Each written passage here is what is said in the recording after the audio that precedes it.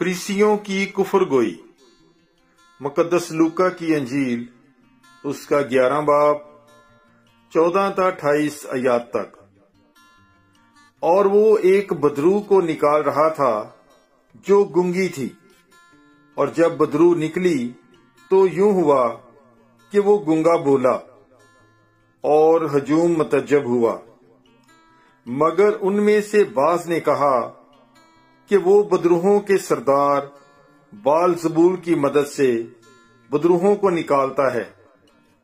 औरों ने आजमाइश के लिए आसमान पर से कोई निशान उससे मांगा, मगर उसने उनके ख्यालों को जानते हुए उनसे कहा कि जिस बादशाही में फूट पड़ जाए वो वीरान हो जाएगी और घर पर घर गिरेगा।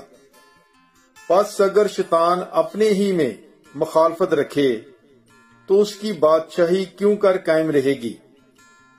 क्योंकि तुम मेरी बाबत कहते हो कि ये बाल-ज़बूल की मदद से बदरूहों को निकालता है।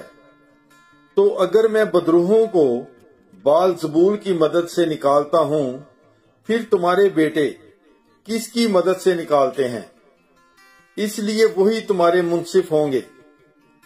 लेकिन अगर मैं खुदा की कुदरत से बदरूहों को निकालता हूं, तो बेशक खुदा की बादशाही तुम्हारे पास आ पहुंची है। जब कोई मसल्ला जोरावर अपनी हवेली की हिफाजत करे तो उसका माल महफूज रहता है। लेकिन अगर कोई उससे भी जोरावर आकर उस पर गालिब आए तो उसके सब हथियार जिन पर उसका भरोसा था छीन लेता और उसका माल लूट कर बांट देता है। जो मेरे साथ नहीं वो मेरा मुखालिफ है, और जो मेरे साथ जमा नहीं करता वो बखेरता है। जब नापाक रूह आदमी में से निकलती है तो बेआब जगहों में आराम ढूंढती फिरती है, और जब नहीं पाती तो कहती है कि मैं अपने उसी घर को जिससे निकली हूं लौट जाऊंगी, और आकर उसे जाड़ा और संवारा हुआ पाती है।